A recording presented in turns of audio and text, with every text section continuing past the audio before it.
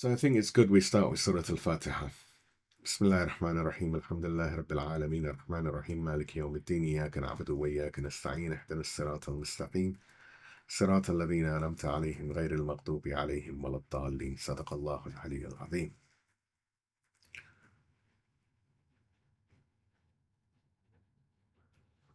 أعوذ بالله السميع العليم من الشيطان اللعين الرجيم بسم الله الرحمن الرحيم الحمد لله رب العالمين وصلى الله على سيدنا محمد وعلى آل بيته الطيبين الطاهرين ولعن الله ولا أعدائهم أجمعين من الأولين والآخرين آمين يا رب العالمين أما بعد السلام عليكم ورحمة الله. So every year the month of Ramadan arrives and we prepare for it the same way. We stock up the freezer, we adjust our sleep schedules, we tell ourselves that this year is going to be different.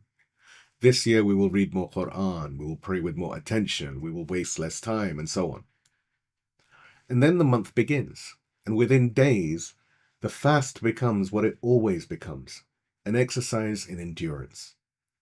We watch the clock, we count the hours until iftar, we manage our hunger, our headaches, our caffeine, our nicotine withdrawals. We survive the month, and when Eid arrives, we feel relief, not transformation. We've lost a few pounds. We didn't really gain proximity to God. Something has gone wrong. Not with the fast itself. The fast is a divine institution, designed by the one who knows us better than we know ourselves. What has gone wrong is with our understanding of what the fast is for. We've reduced it to its mechanics.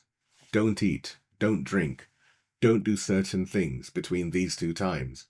And in doing so, we have mistaken the vehicle for the destination. It's as though someone handed us a plane ticket to the most beautiful city on earth, and we spent the entire journey studying the seat cushions on the plane. The scholars of tradition, and I mean the ones who didn't just study the fast, but they lived it at its deepest level, describe something radically different from what most of us experience. For example, Imam Khomeini in his al-Salat, which means the disciplines of prayer, speaks of fasting as a migration of the soul, a journey from the prison of the ego towards the presence of the divine. Allamah Tabatabai in his al-Lubab, which means the innermost essence, maps out the stages of that journey with the precision of a cartographer: surrender, faith, migration, struggle, and tells us that the destination is nothing less than union with God. Ayatullah Bahjat, a man who spent decades in the depths of worship, speaks of something he calls halawat al-Iman, the sweetness of faith, and insists that this sweetness is not a metaphor. It is not poetry.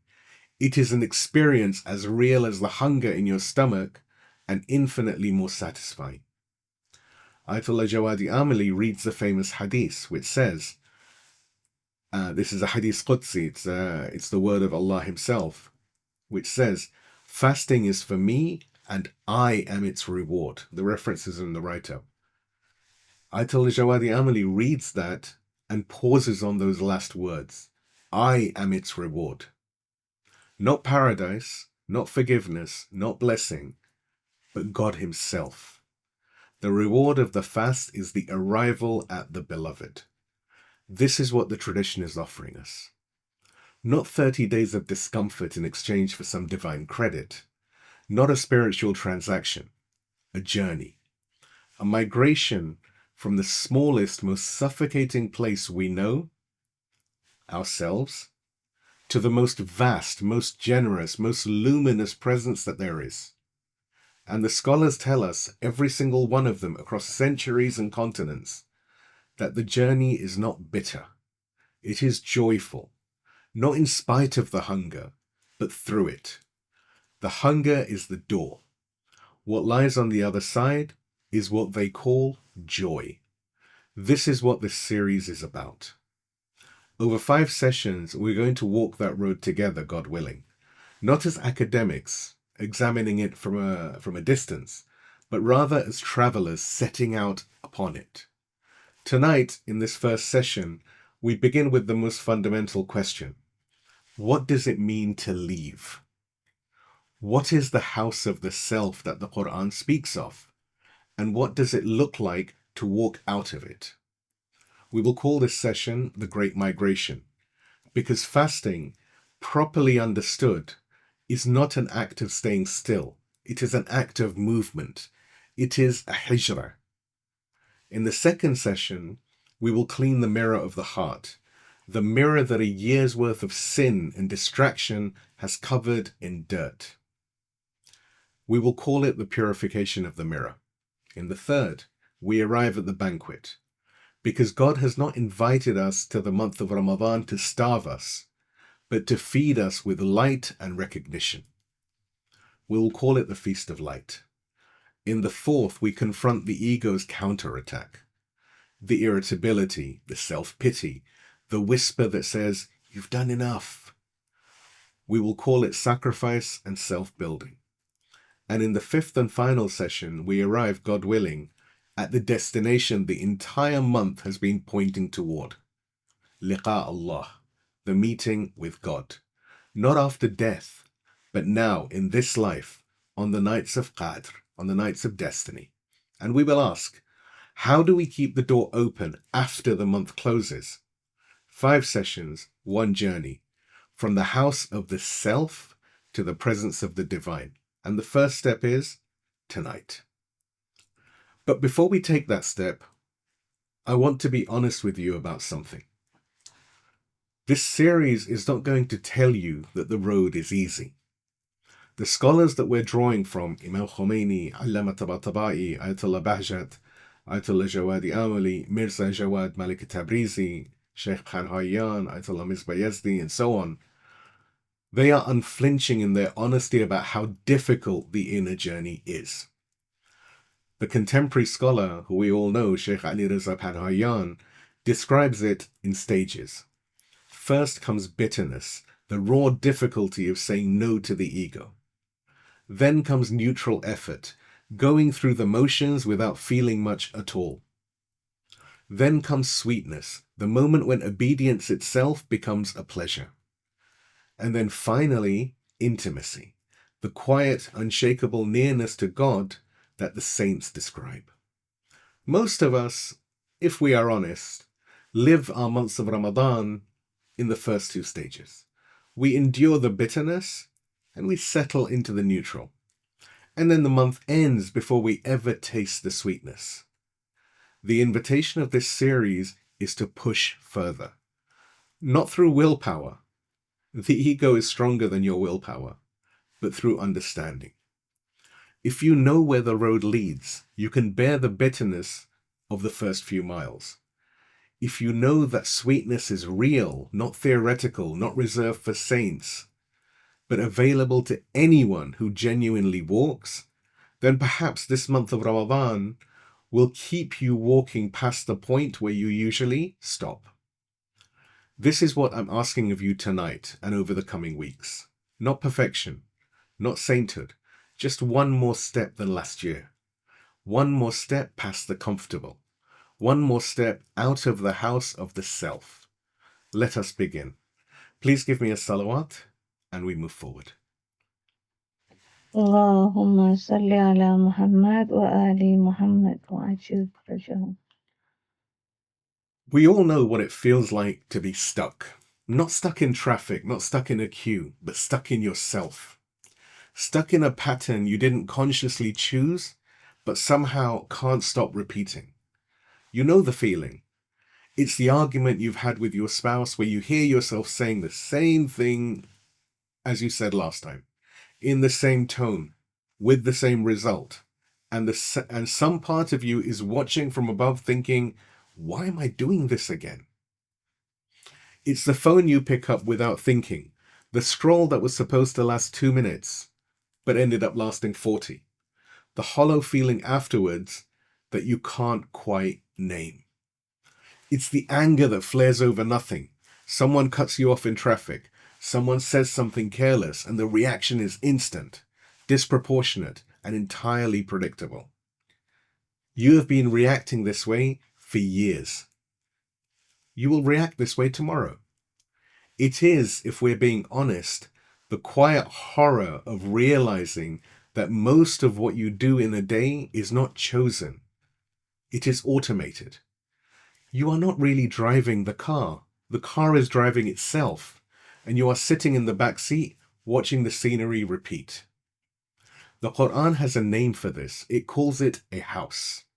In Quran, Surah al-Nisa, the chapter of the women, 4th chapter of the Quran, verse 100, Allah subhanahu wa ta'ala says, "And whoever leaves his home migrating towards God and his messenger, and then death overtakes him, his reward has already fallen upon God, and God is all forgiving, most merciful."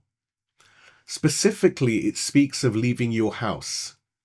Whoever leaves his home migrating towards God. The scholars of the inner tradition read that verse and say, the house is not your flat in London or your apartment in Toronto. The house is you. The house is the structure of habits, reactions, desires, and demands that you have built around yourself over a lifetime, brick by brick, until the walls are so familiar you have forgotten that they are walls at all. You think the walls are you. You think the patterns are your personality. You think the anger, the craving, the restlessness, that is just who I am. And then the month of Ramadan arrives. And for 30 days, God asks you to do something deceptively simple. Stop eating. Just stop. And in that stopping, something extraordinary is supposed to happen. The walls are supposed to crack. The patterns are supposed to falter. The autopilot is supposed to glitch. Because when you deny the body its most basic demand, feed me, you are for the first time asserting that you are not a passenger. It's like you're saying to the car, I am driving now. But here is the question that most of us never ask. The question that this entire session is built around. If fasting is about leaving the house of the self, if it is a migration, a movement, a departure, then where are we going? What's on the other side of the walls? What happens when the shell cracks? The tradition has an answer. And the answer is not what you might expect. It is not punishment. It is not emptiness. It is not the grim satisfaction of having endured. The answer, according to every scholar we will hear from tonight, is joy. A joy so specific, so unmistakable, that the ones who have tasted it cannot stop talking about it. They sometimes called it halawa, sweetness. And they say it makes every other pleasure you have ever known, feel like a photograph of a meal compared to the meal itself. Tonight, we go looking for that sweetness. And the first step is understanding what we're leaving behind. Please give me a salawat and we move on to the first movement, which is the core concept, what is spiritual migration? Allahumma salli ala Muhammad wa ali Muhammad wa ajil farajah. So before we open the Quran, I want to share a passage with you that really stopped me in my tracks.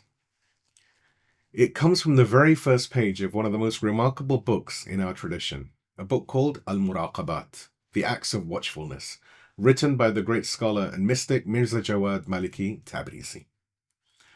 This is a man who dedicated his life to mapping the inner dimensions of worship, and he begins his masterwork not with a legal ruling or a theological argument, but by addressing his own soul. He says, and the reference is in the write-up, but he says, "Know, O lowly, insignificant, idle servant, that these days and moments from when you were born until you die are like the stations of your journey to your original homeland, the homeland you were created to dwell beside and remain in forever. And your Lord, your owner, and the master of your affair sent you out on this journey to acquire many benefits and great perfections, that the minds of the wise the knowledge of the scholars and the imaginations of the philosophers cannot encompass, of splendor and light, joy and gladness, nay, of sovereignty and majesty, delight and beauty, authority and perfection. Now listen to what he is saying. He's saying that you, right now, tonight, sitting wherever you're sitting, are already on a journey. You have been on it since the day you were born. Every day of your life is what we call a manzil, a station on a road. And the road is not random. It is not the meaningless repetition of Monday, Tuesday, payday, weekend, and so on. It leads somewhere. It leads to what he calls your watan asli, your original homeland. The place that you were made for. The place beside which you were created to dwell forever. And notice what he says is waiting for you there. He does not say obligation. He does not say punishment. He does not say a reckoning. He says Baha wa nur, splendor and light. Surur wa hubur, joy and gladness. Sultana wa jalal, sovereignty and majesty. Bahja wa jamal, delight and beauty. This is not the language of deprivation. This is the language of someone describing a homecoming so magnificent that the finest minds in human history cannot wrap their heads around it. But here is the problem. Most of us are asleep on this journey.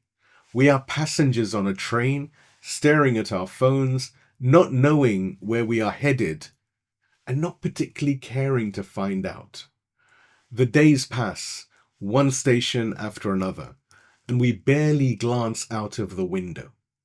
We are so absorbed in the distractions of the carriage that we have forgotten we are going somewhere. And then the month of Ramadan arrives. And the month of Ramadan is the stretch of the road where God shakes us awake and says, pay attention, you are approaching something magnificent.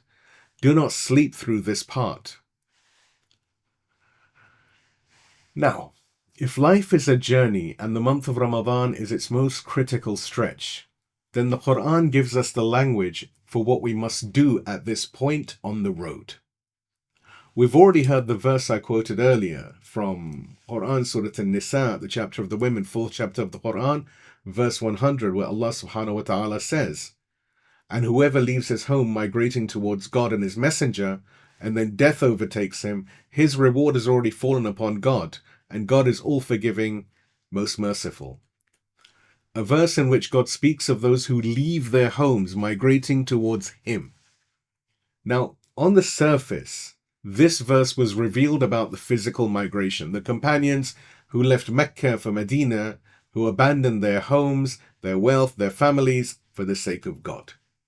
That is the formal, the physical migration. And it is noble, and it is honored, and it is real. But the scholars of the inner tradition say there is another migration hidden inside this verse. And it is harder than crossing any desert. Imam Khomeini, may God rest his pure soul, and I want us to sit with his words very carefully, because this passage is the theological foundation of everything we will discuss tonight.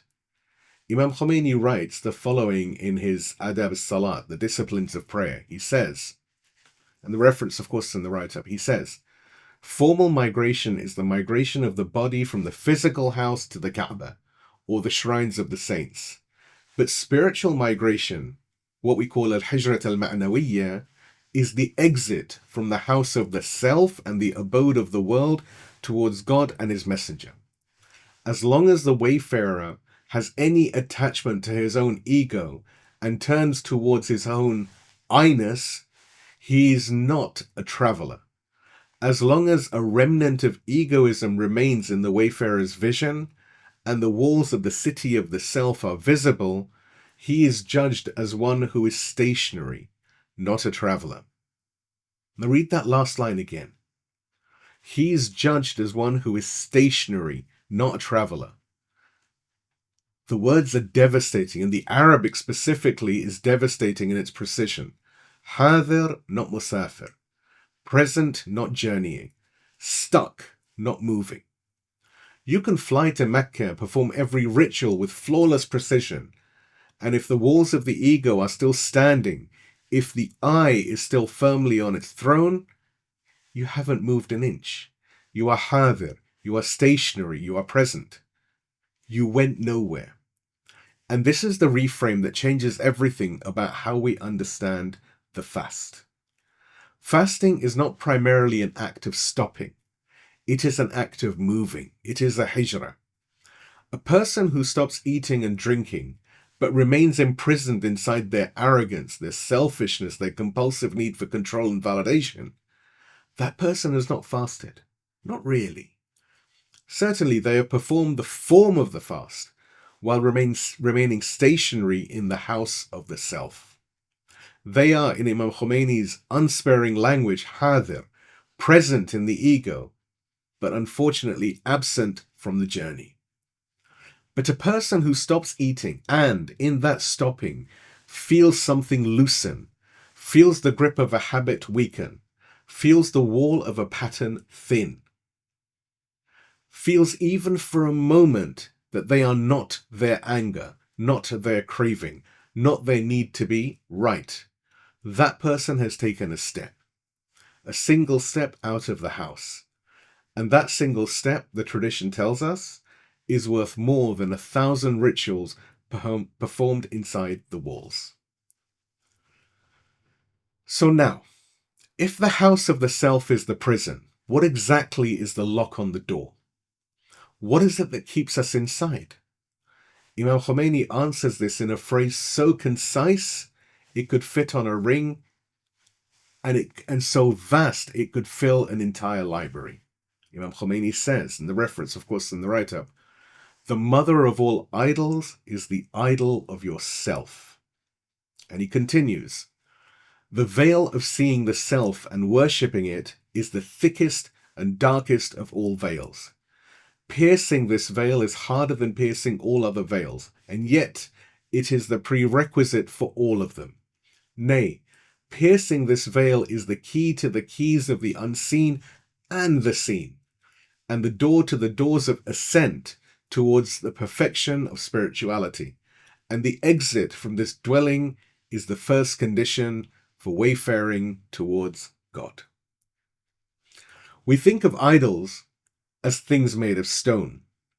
We think of the idol breaking of Prophet Abraham, peace and blessings be upon him, and we picture a young man with an axe in a temple, smashing statues that cannot defend themselves, and we admire him for it.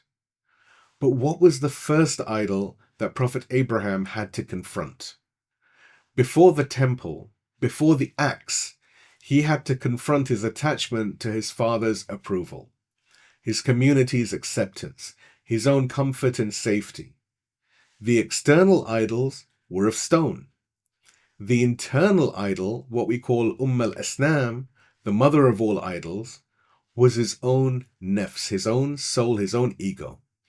And he broke that one first. Everything else followed.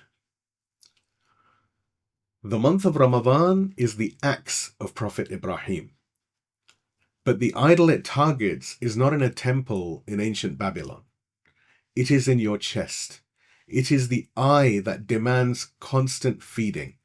Feed me food. Feed me attention. Feed me validation. Feed me outrage. Feed me comfort.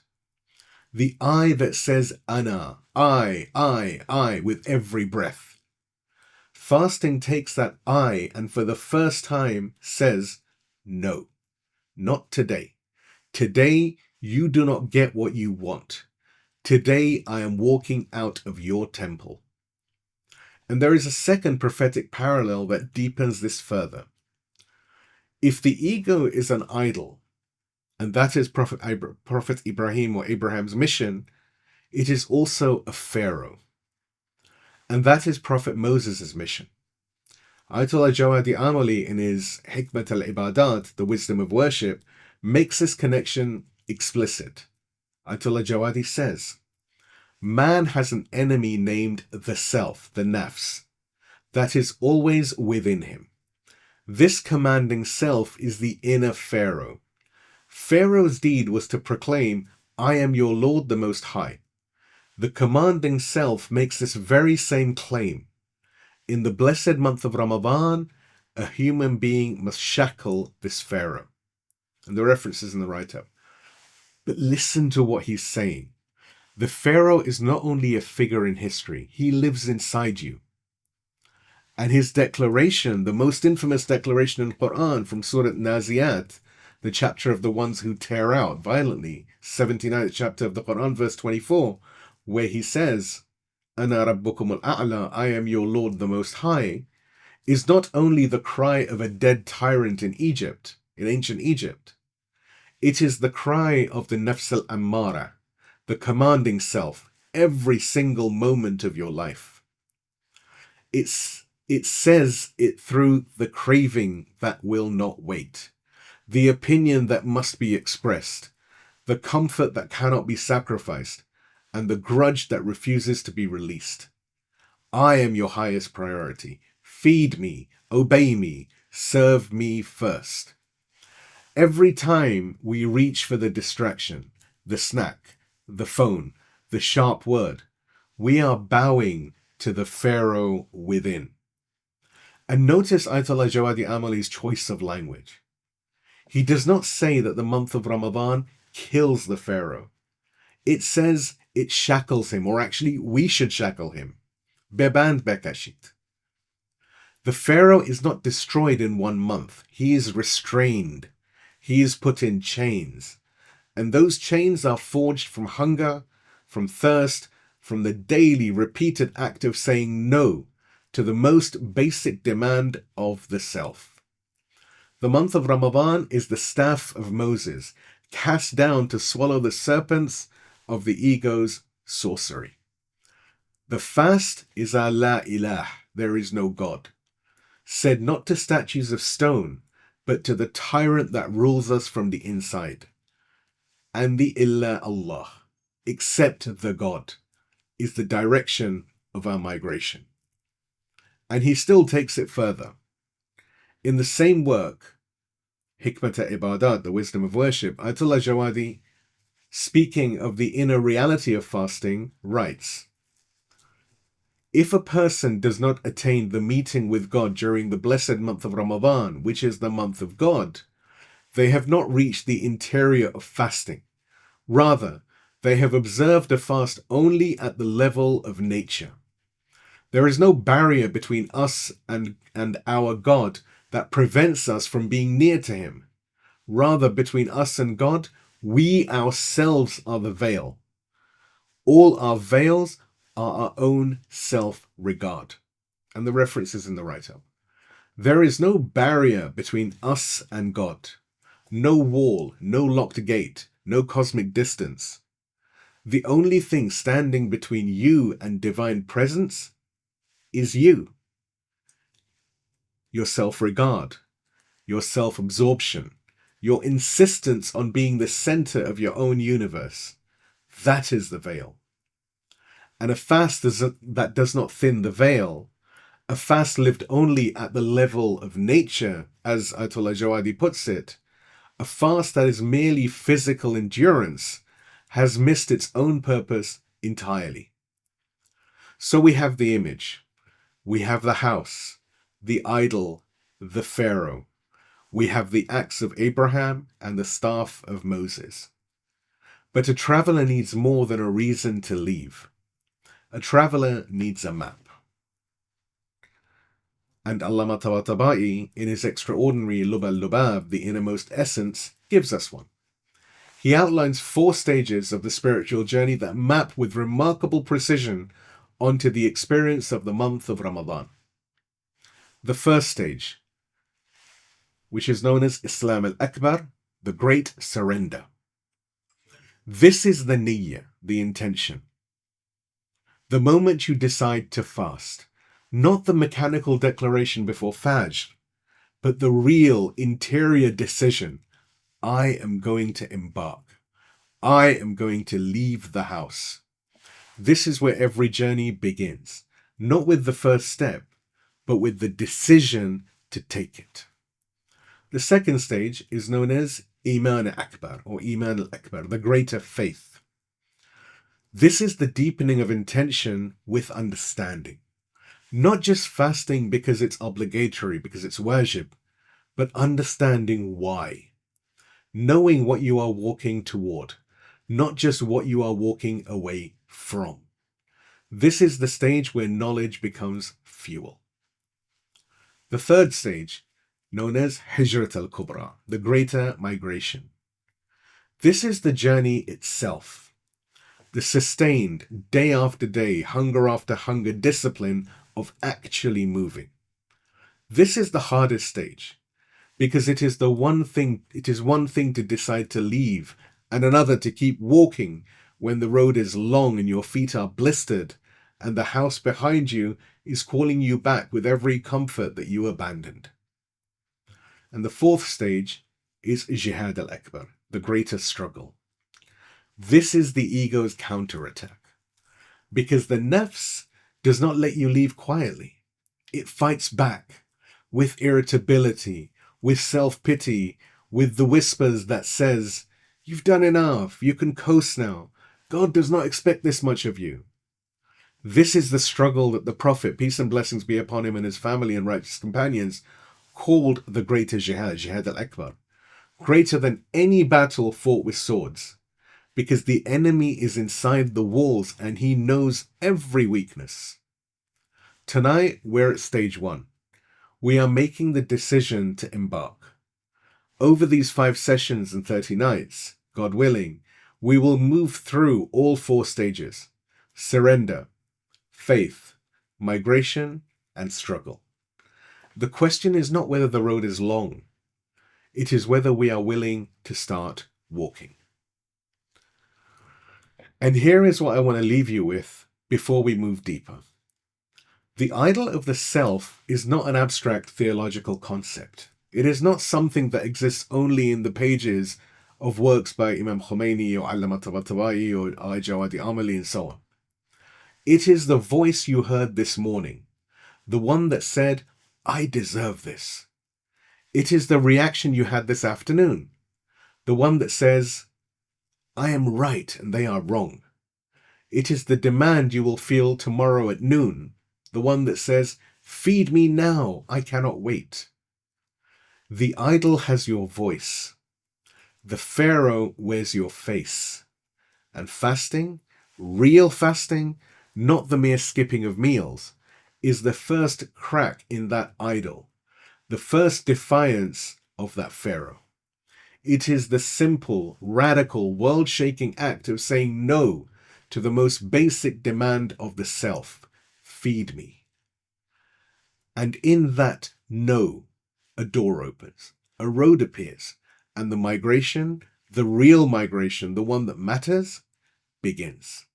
Please give me a salawat and we move on to movement 2, the inward lesson, emptying to be filled. Allahumma salli ala Muhammad wa ali Muhammad wa ajil farajahum.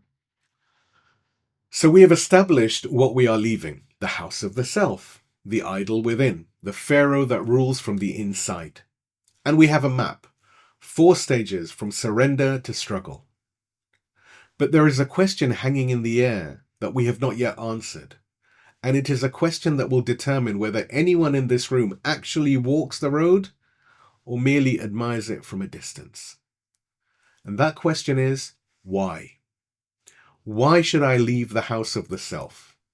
What is out there that is better than what is in here?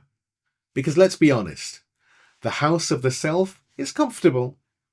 The patterns are familiar. The habits are warm. The ego's demands are predictable and, in their own way, satisfying. We know this house. We've lived in it our entire lives. And now a scholar from the 13th century and an imam from the 20th are telling us to walk out in the cold and start migrating. The reasonable question at this point is, towards what? Allamah Tabatabai answers this with a passage again from his al-Lubab, the innermost essence. And this passage is among the most psychologically precise things I've ever read within the mystic tradition. He describes what happens when the wayfarer, what we call the Salik, reaches a certain stage of self-awareness. And what happens is not enlightenment. It is shock. Allama says, only after traversing this stage does the traveler newly realize that he has an excessive attachment to his own self, and that he loves his own soul to the point of adoration. Everything he performs, every spiritual struggle he undertakes, all of it, without exception, arise from the excess of love for his own essence. For one of the characteristics of the human being is that he is by nature self-loving. He possesses love for his own self. He sacrifices everything for his own essence, and for the preservation of his own existence, he does not hesitate to destroy and annihilate anything. Eradicating this instinct is exceedingly difficult, and the battle against this sense of self-love is the most difficult of all difficulties. And so long as this sense is not eliminated, and this instinct does not die, the light of God will not manifest in the heart. In other words, until the traveler passes beyond himself, he will not reach God. And the reference is in the write-up. Now I want us to sit with the honesty and candidness of this passage. Allama is not describing the self-love of the irreligious, the careless, the person who has not yet started the journey. He is describing the self-love of the wayfarer, the person who is already praying, already fasting, already striving. And he says, even your striving is contaminated. Even your spiritual struggle is, at its root, an expression of love for yourself. You fast, but you fast because you want paradise for yourself. You pray, but you pray because you want closeness for yourself. You weep in dua, but the tears are for your salvation, your forgiveness, your arrival. The self has infiltrated even your worship. It has disguised itself in the clothes of piety and walked right into the mosque with you. And Allama calls this self-love what it is. Elsewhere in the same passage, he uses a term that should stop us in our tracks. Sanam Daruni, which means the inner idol. Not the idol of stone that Abraham smashed, not the Pharaoh that Moses confronted, an idol so deeply embedded within us that we worship it without knowing we are worshipping it. An idol that wears the face of devotion, an idol that prays. This is actually a devastating diagnosis. But notice what comes at the end of the passage, and this is the key to everything. So long as this instinct does not die, the light of God will not manifest in the heart. The word is tajalli, manifestation, radiance, the breaking through of divine light. Allamah Tabatabai is not saying that God is absent. He's saying that God is present, always radiating. But the heart is so full of self that there is no room for the light to enter. The vessel is occupied. Every corner is taken up with I want, I need, I deserve, I am right. There is simply no space left for anything else. And this is where fasting reveals its true genius. Because fasting is, at its most fundamental level, an act of emptying. Yet you empty the stomach, yes, but the stomach is only the outermost shell. What you are really emptying, if you do it properly, is the heart. You are creating space. You're clearing out a room that has been cluttered with the furniture of the self for as long as you can remember. And you are clearing it not because the furniture is worthless, but because something infinitely more valuable needs the space. This brings us to the mechanism, the how. if the diagnosis is self-love and the prescription is emptying, what is the active ingredient? How does the fasting actually work on the soul? Imam Khomeini, in his al-Salat, the disciplines of prayer, gives us the answer in a single concept, kasr, or breaking. Imam Khomeini says, it should be known that as long as a human being remains within the veil of the self and of nature, shrouded by veils of darkness, he cannot enter the sacred presence of the Lord. The breaking of these veils is achieved through the disciplines prescribed by the Sharia and the struggles of the heart. The reference is in the write-up. The ego's demands, particularly appetite, anchor the soul in the material realm. They are chains, not metaphorical chains, functional chains. Every time the body says, feed me, and you obey without thought, a link in the chain is reinforced. Every time the ego says, comfort me, and you comply, the walls of the house get thicker. Fasting breaks those chains. It does not do so gently. It does so through kasr, through the cracking, the fracturing, the breaking open of the shell of the self. And here is the paradox that sits at the heart of this entire tradition. This breaking is not destruction. Rather, it is liberation. Think of a walnut. The kernel inside is nutritious, beautiful, perfectly designed, but it is locked inside a hard shell. You cannot reach it without cracking the shell. If you were the kernel and someone came to you with a nutcracker, you might think you were being attacked. You might think, they are destroying me. But they are not destroying you. They are freeing you. They are breaking the thing that imprisons you so that what is inside, the real you, the luminous you, the you that was made for God, can finally emerge. Fasting is that nutcracker. The ego, the shell rather, is the ego. And what floods in through the cracks is not weakness, it's not emptiness, and it's not the grim satisfaction of having endured. What floods in is light. This is the reframe that I want you to carry with you for the rest of this month.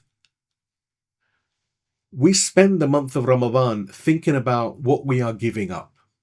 Food, coffee, cigarettes, comfort, sleep. We frame the month in the language of loss. I can't eat, I can't drink, I can't smoke, I have to wake up early. But the tradition is telling us something radical. You are not losing anything. You are evacuating a house so the king can enter. You do not empty a room because you hate the furniture. You empty it because something better is coming. The emptiness of the stomach is not the point. It is the means. The point is the fullness of the heart. And there is a dimension to this emptying that deepens everything we have said so far. A dimension that makes fasting unique amongst all acts of worship. Ayatullah Jawadi-Amoli identifies it in his, again, Hikmat-e-Ibadat, the wisdom of worship. He says, fasting is among the acts of worship that are purely for God. Fasting is hidden, and only God the Most High knows of it. Fasting means a private relationship between the servant and the Lord. The reference is in the write-up. Now I want you to think about what he's saying. Every other act of worship has a visible, external dimension. Prayer can be seen. You stand, you bow, you prostrate, and anyone watching knows what you are doing. Charity can be counted. The money leaves your hand and arrives in someone else's, and there is a transaction, a receipt, a thank you. Pilgrimage can be photographed. The ihram, the tawaf, the selfie at the Kaaba or Karbala. But fasting? Fasting is invisible. You could be sitting at your desk right now in a room full of people, and not a single one of them would know that you're fasting. There is no outward sign. There is no performance. There is nothing for the ego to display. And this is precisely why fasting is the most lethal weapon against the inner idol. Because the idol's favorite fuel is recognition. The nafs does not merely want to be fed. It wants to be seen being fed. It wants the audience. It wants the applause.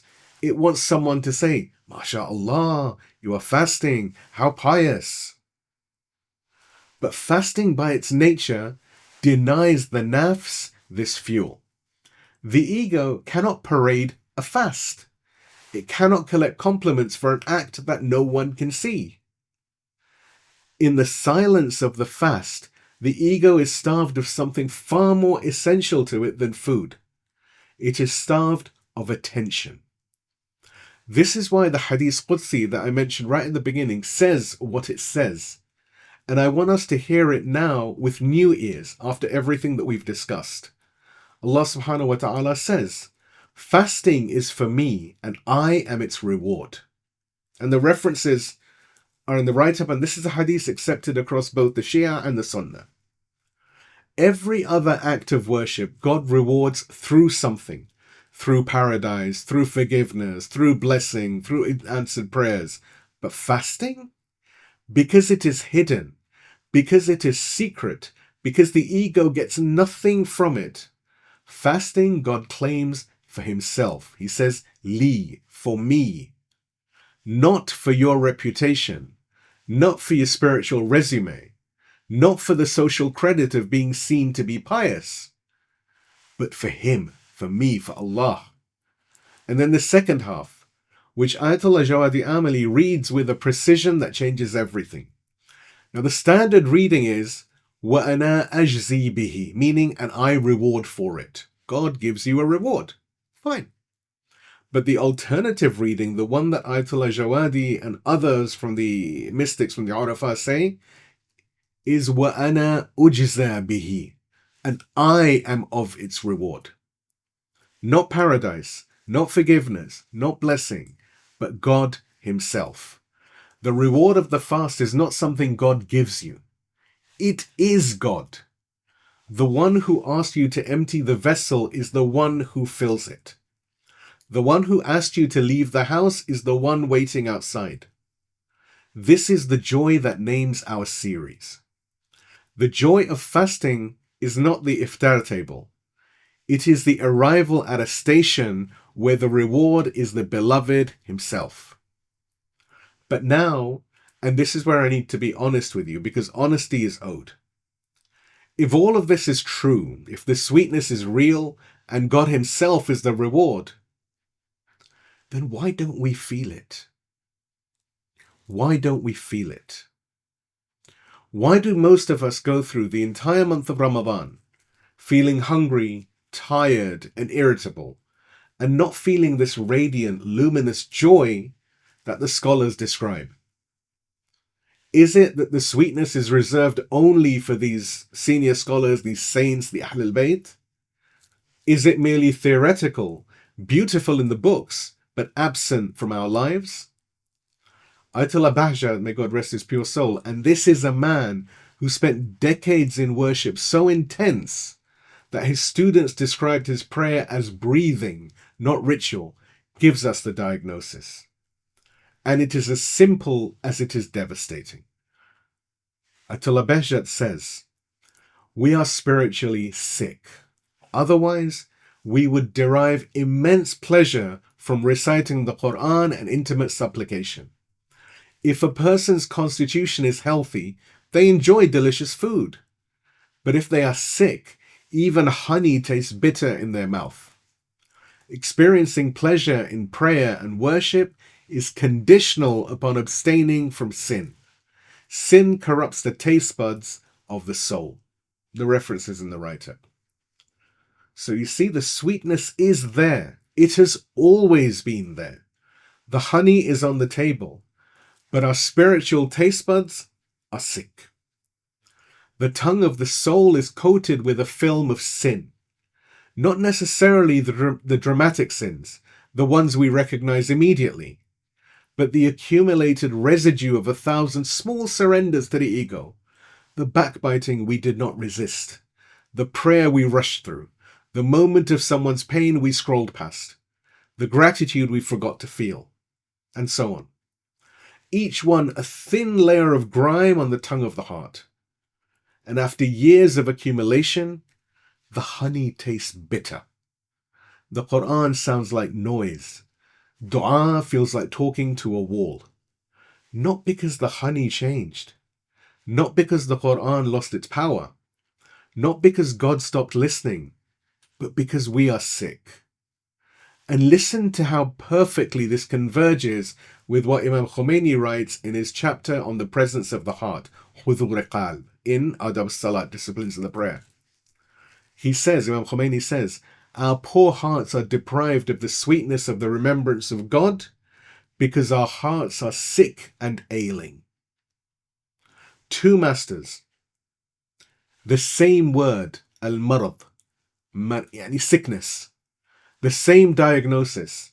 The sweetness is real, but we cannot taste it because something is wrong with us, not with the worship.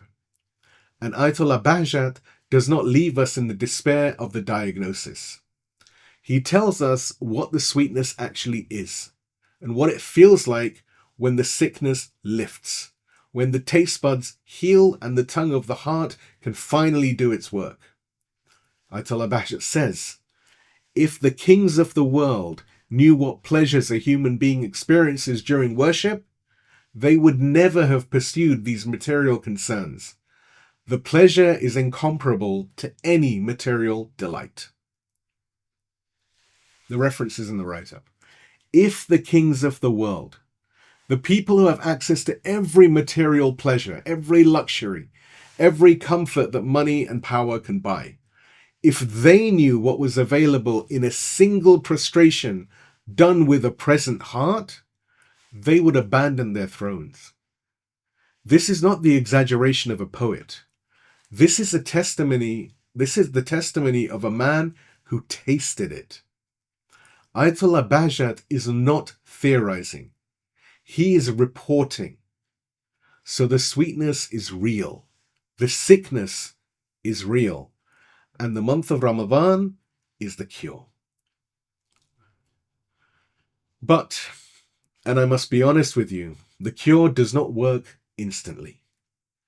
The sickness took years to develop, and it does not lift in a single night. Earlier today, I mentioned Shaykh Ali Reza Panahian's map of the road ahead. Bitterness, then neutral effort, then sweetness, then intimacy. We need to return to it now, because this is the moment where theory meets the reality of the month. Most of us, if we are honest, live our months of Ramadan in the first two stages. We endure the bitterness of the early days, and we settle into the neutral rhythm of the middle. And then the month ends before we ever taste the sweetness. The question is not whether the sweetness exists. Ayatollah Bahjat has told us that it does, from personal direct experience, amongst others. The question is why we stopped walking before we reach it. And the answer, I think, is that we do not know what to do with the discomfort. We feel the bitterness and assume something is wrong. We feel the emptiness of the neutral stage and conclude that the fast is not working. But the bitterness is the fast working. It is the shell cracking. It is the Pharaoh thrashing against his chains. It is the first tremors of a building that has stood for decades, beginning finally to give way. The only people who never taste the sweetness are the ones who mistake the cracking for collapse and turn back. So here's what I'm asking of you practically, tonight and the nights to come. Do not try to overhaul your entire soul in one evening. Scholars would laugh at that. Gently, but they would laugh. Instead, I want you to identify one specific thing that fills your house of the self. Not food, that's being handled by the fast. Something else. A habit of the ego. It might be the need to have the last word in an argument. It might be the compulsive checking of your phone. the inability to sit for 5 minutes without reaching for it. It might be gossip, or self-pity, or the need for validation, or the reflex of complaint. Name it. Be specific. Don't say, I want to be a better person. That is too vague for the ego to fear. Rather say, I will not check my phone during prayer. Say, I will sit in silence for 5 minutes after Fajr, even if it feels pointless. And let me tell you something that scholars know that most of us do not. The smaller the target, the more lethal the blow. The ego is not threatened by grand resolutions. It has seen you and me make them before. It knows that we will declare on the 1st of Ramadan that we will transform our entire lives. And it knows we will quietly abandon that declaration by the 7th of Ramadan, if not sooner. The ego fears specificity. It fears the person who says, this one thing, this one habit, this one reaction, I'm going after this and only this, and I will not stop. Because when you crack one brick, truly crack it, not just paint over it, truly crack it, the whole wall weakens. The ego's power is not in any single habit. It is in the illusion that the wall is solid, that nothing can be changed, and that this is just who I am. One cracked brick destroys that illusion. And once the illusion breaks, the light gets in. So be specific, be relentless, and be patient, because the brick will not crack on the first night. It may not crack on the 10th. But if you are still pressing on the 15th, you will, inshallah, God willing, feel something shift. And that shift is the beginning of sweetness. Name the piece of furniture you are removing from the room. And then for the remaining nights of the month, remove it. Not perfectly, not without relapse, but consciously. Every time you resist the habit, you are cracking the shell. Every time you say no to the Pharaoh within, you are taking a step on the road. And every step, the tradition promises, brings you closer to the sweetness that is waiting. We must stop measuring our fast by what we abstain from and start measuring it by what we make room for. A fast that empties the stomach but leaves the ego untouched is a renovation where the builders never arrived. The walls are bare, but nothing new has moved in. But a fast that cracks the shell, even by a hair, even by the smallest fracture, lets in a sweetness that no iftar on earth can match. Because the sweetness is not on the table. It is in the heart and it is in the soul. And the heart and soul has been waiting for this for months, for this cracking, for this space, for far longer than you might know. Please give me a salawat and we move to the third and final movement of today's session, the outward call. You have been invited to the banquet of God. Allahumma salli ala Muhammad wa ali Muhammad wa ajil farajahum. So we have left the house. We have understood, at least in principle, that the idol must be broken, that the Pharaoh must be confronted, that the migration is inward before it is outward. And we have faced the honest truth that the sweetness of arrival is real, but the road is bitter before it is sweet.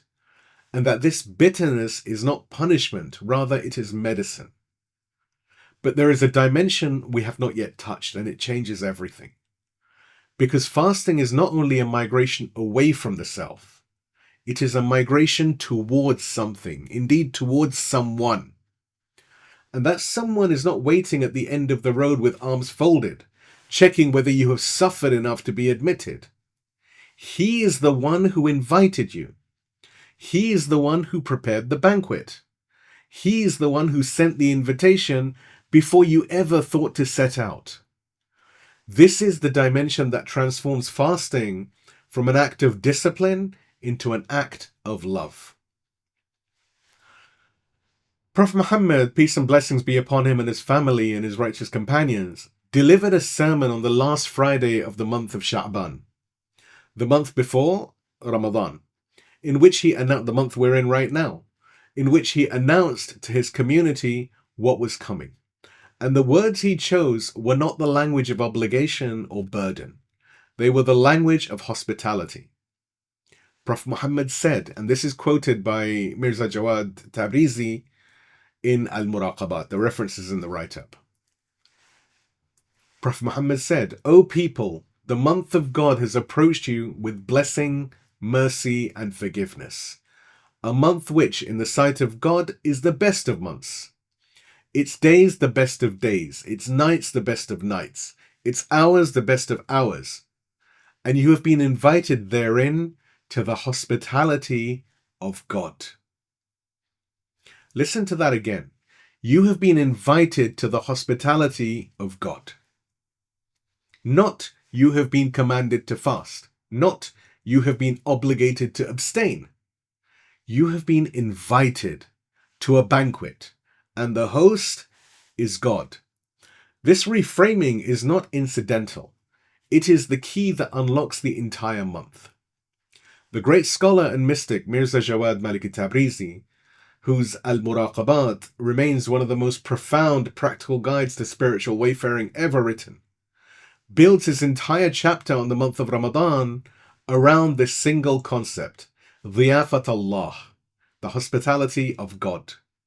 He writes, This station is one in which God has honored those who turn to him by inviting them to his hospitality. And it is the house of God's hospitality. The reference is in the write-up. So do you see the inversion? Earlier, when we were discussing Movement 1, we talked about leaving the house of the self. Now we discover that there is another house waiting, and this one belongs to God. The migration is not into the wilderness. It is from one dwelling to another, from the cramped, dark, airless house of the ego into the vast, luminous, open house of divine hospitality. The fast is not homelessness. Rather, it is a homecoming. And like any banquet, like any feast hosted by a generous and noble host, this one has a dress code. Mirza Maliki Tabrizi does something remarkable in the pages that follow. Having established that the month of Ramadan is an invitation to God's banquet, he immediately asks the question that any sensible guest would ask: how should I present myself? And here the tradition gives us an answer of extraordinary, precise, and practical detail. Imam Sadiq, peace and blessings be upon him, transmitted the following counsel to the fasting person.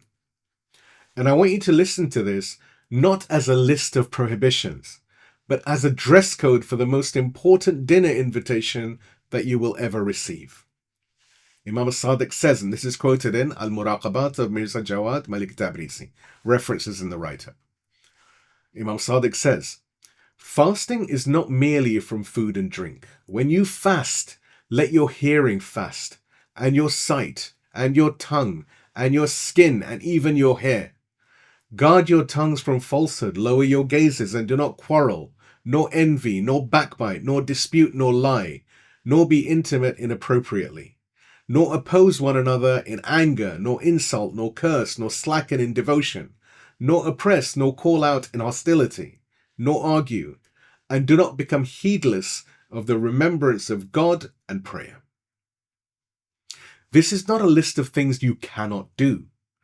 This is a description of what it looks like when someone walks into the presence of a king and behaves accordingly. You would not walk into the palace of a generous host and then spend the evening arguing with the other guests, lying about your credentials, looking at what is not yours, and speaking ill of people behind their backs. You would not show up to a feast smelling of the gutter. What Mirza Maliki Tabrizi does is make this point explicitly. He writes that all states, actions, and words that distance you from the divine presence are contrary or opposed to the purpose of the invitation itself. And then he asks a devastating question. He says, and the reference again is in the write-up, "And you would not accept being in the house of the hospitality of this majestic king, the one who has bestowed upon you this honor and nearness, the one who knows your innermost secrets and the passing thoughts of your heart, heedless of him while he watches over you, and turning away from him while he turns towards you." That question should stop us in our tracks, because that is exactly what many of us do. We accept the invitation, we fast, we show up, and then we spend the month scrolling through our phones during prayer, gossiping between iftar dishes, losing our tempers with our families by mid-afternoon, and treating the entire month as an endurance test rather than the most intimate encounter we will ever be offered. We are at the banquet, but we have come in the wrong clothes. And here is where Mirza Tabrizi delivers what I believe is the single most important reframe for anyone who has ever experienced the month of Ramadan as a burden. He says, "Know that fasting is not an imposition, word known as taklif, rather it is an honor, word known as tashrif. Taklif versus tashrif. Imposition versus honor. The difference between these two words is the difference between a conscript and a guest. A conscript is forced or is duty-bound to serve. A guest is invited to feast. A conscript endures the hours. A guest savors them. A conscript counts down to release. A guest dreads the moment the evening ends. Which one are you? Which one am I? Which one are we?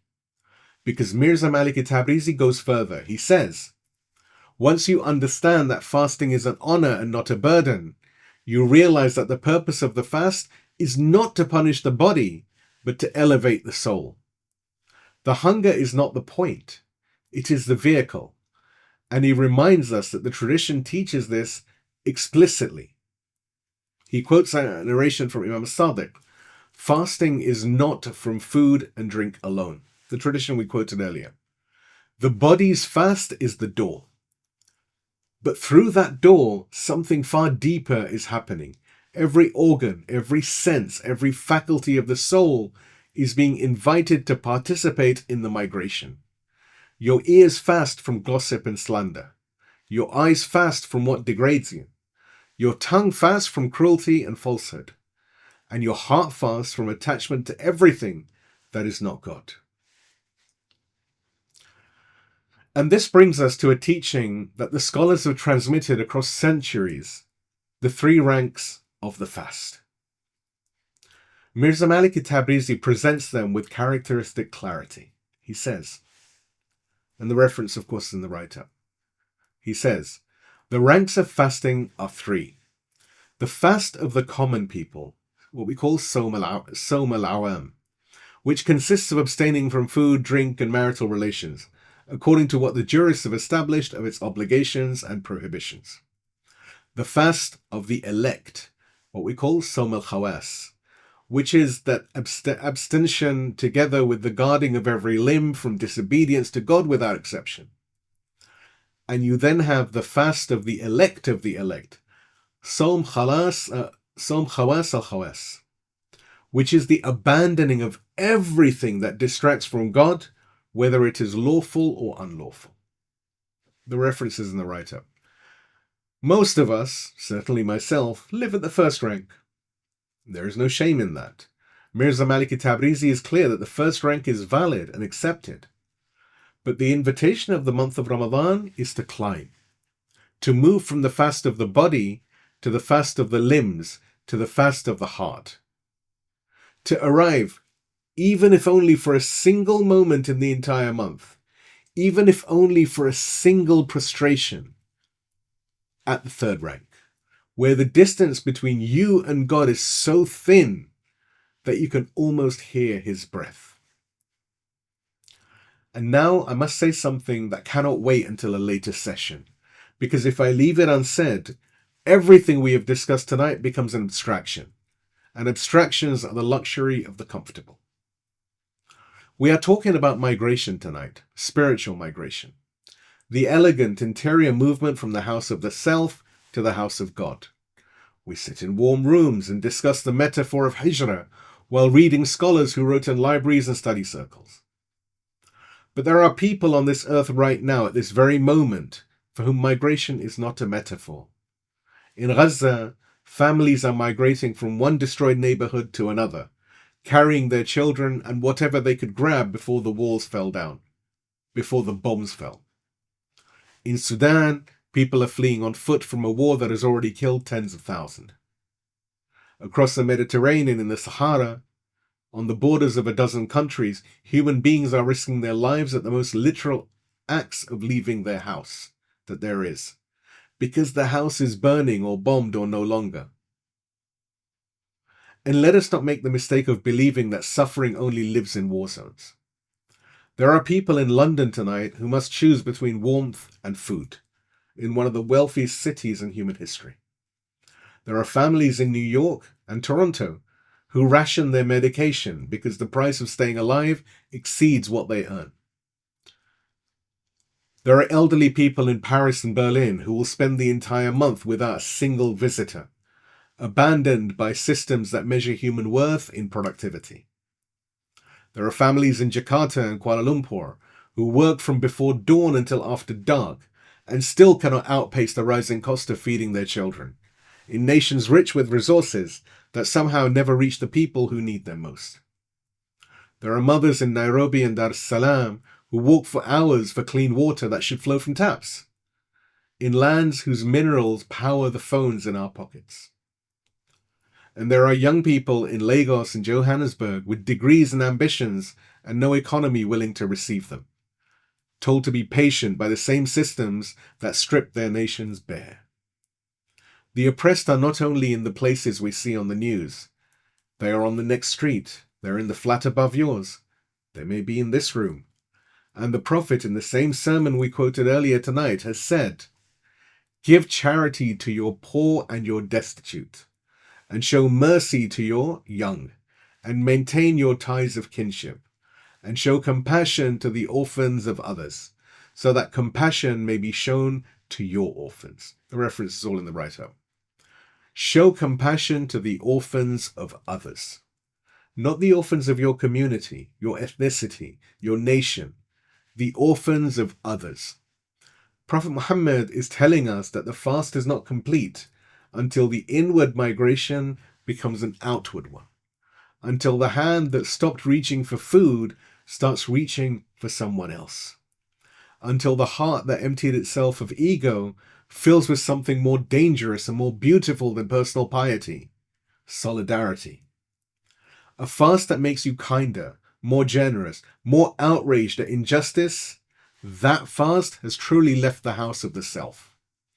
A fast that makes you irritable, withdrawn, and indifferent to the suffering of others, that fast never left the driveway. So here is our practical task for tonight. Not a spiritual exercise, but a human one. Earlier tonight, in Movement 2,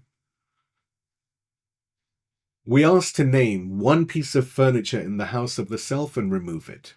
That was the inward task. This is the outward one, and it's just as important, because a migration that only turns inward eventually becomes another form of self-absorption. Tonight, before you sleep, find one concrete way to give, and I mean concrete. Not, I will be more generous this month. The ego is not afraid of that. I mean, identify a specific person and do a specific thing. It might be a family in your community who is struggling, and you send them money tonight, not tomorrow, tonight. It might be a parent or a sibling you have not spoken to in weeks, and you pick up the phone and you call them. Not a message, not a text, a call. Let them hear your voice. It might be someone you know who is alone in this month of Ramadan.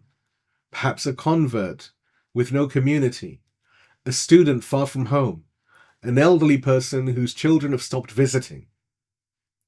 And you invite them to your iftar table. you send that message tonight. It might be that you choose one reliable organization working in Gaza, in Sudan, in Lebanon, in whatever broken corner of this earth pulls at your conscience, and you set up a recurring donation. Not a one-off. Something that outlasts your Ramadan motivation. And if you have nothing to give materially, and there is no shame in that, then pray. But pray specifically. Learn one name. One real name of one real person in one real place who is suffering. And say their name in your sujood or in your Salat al-Layl. Add them to the list of names in your Salat al-Layl, in your Namaz Tahajjud. Make them real to yourself. Let them into your dua, not as a category, but as a person. If your hunger this month does not connect you to the hunger of someone who did not choose it, the migration has stalled at the border of the self. Let the banquet of God overflow from your table to theirs. Please give me a loud salawat and we move to the conclusion and the bridge to the next session, titled The Purification of the Mirror. Allahumma salli ala Muhammad wa ali Muhammad wa ajil farajah.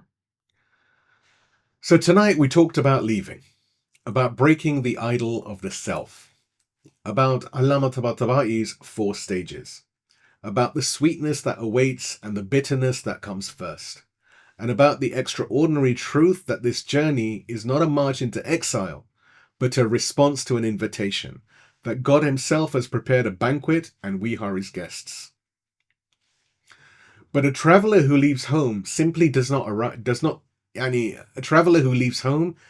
simply arrive.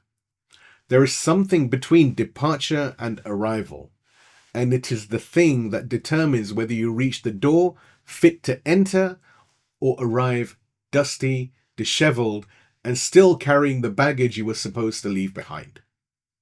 And that something is purification.